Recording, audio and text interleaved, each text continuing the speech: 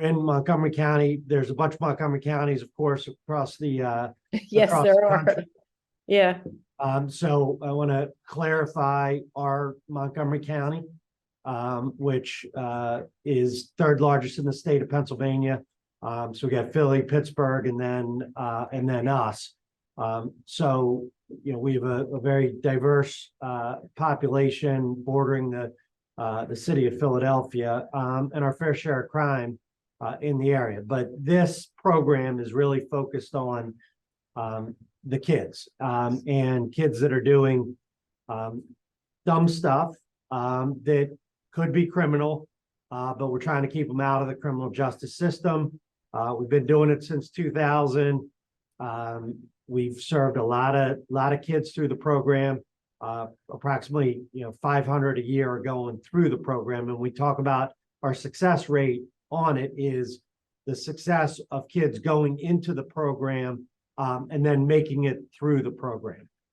So a little bit of what we're dealing with here and an overview, and I'll give you just a quick example of something that we were dealing with recently.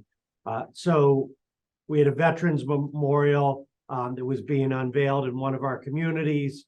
A bunch of seventh grade girls who clearly didn't understand or appreciate what it was, knocked it over, and they were threw trash around and things like that. Police chief called me, said, "Hey, is this appropriate for the program?" Worked with Angela, and then got the kids set up to do community service with one of our VFWs to try to learn and appreciate the significance of what they had done. So that's just a little bit of a background in the kind of kids that we are serving with this. Go ahead. All right, so who we're dealing with: 10 to 18-year-olds who are involved in this with nonviolent behavior and get involved with this in some fashion. We had one of our judges who used to be the DA told me there are cases that are in the system, in the juvenile system, that shouldn't be there. So how do we keep them out? Good, next. So we want accountability for this and giving them resolutions on it. All right, I'm going to turn it over to Angela to talk a little bit about how the specifics of it work. Hi, everybody. So we take referrals from pretty much all law enforcement, police, SROs, probation, and judges. We're looking at nonviolent offenses. Our program runs through panels that are manned by community volunteers. When kids come into the program, they go before those panels of community volunteers where they live or where they go to school. And those volunteers hold them accountable by giving them resolutions that address the offense they committed, and a lot of times some of their own individual circumstances. We have about 28 panels across Montgomery County, staffed by volunteers. And this is a big part of how we engage the community in Montgomery County by getting them involved to help the kids in their community stay out of the juvenile justice system. The offenses we see the most are retail theft, lots and lots of vaping, criminal mischief, some Vaping with vandalism. marijuana. But vaping with marijuana, Kevin is correct. Our kids aren't vaping tobacco, they are vaping marijuana. So we get a lot of those kind of cases. And then when they come into the panel, we are again trying to engage them. We give them resolutions that address that offense. So they may have to attend an educational program if it was retail theft.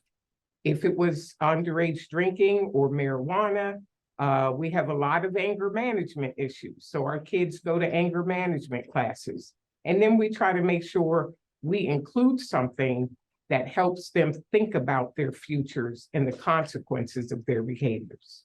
You have about 30 So we may require them to write an apology letter, community service, different types of programs. And I want to turn that back over to Kevin to talk about why he made some of the changes he made. Yeah, so we looked at this and tried to make sure that we were doing it in the right way, helping more juveniles. We increased the program to look at more at-risk kids since 2020, and then that's been pretty successful. Go ahead, Mom. We expanded it, giving kids a couple different strikes at it.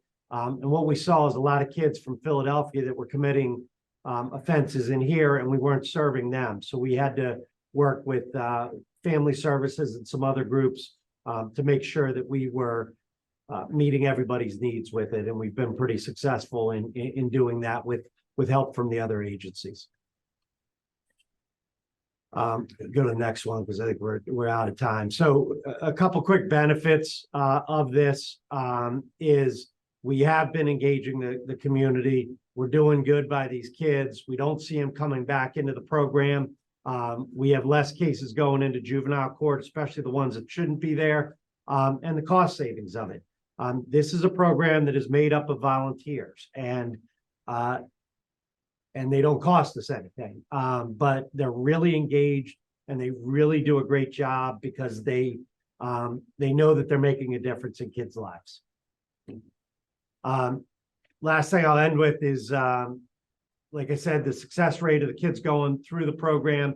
And when we talk about recidivism, the kids aren't coming back, which has been a really big benefit of this. And we hope that that these type of things continue and that we're getting the right kids into the program through the different folks that are pushing them our way, police, probation, and the judges.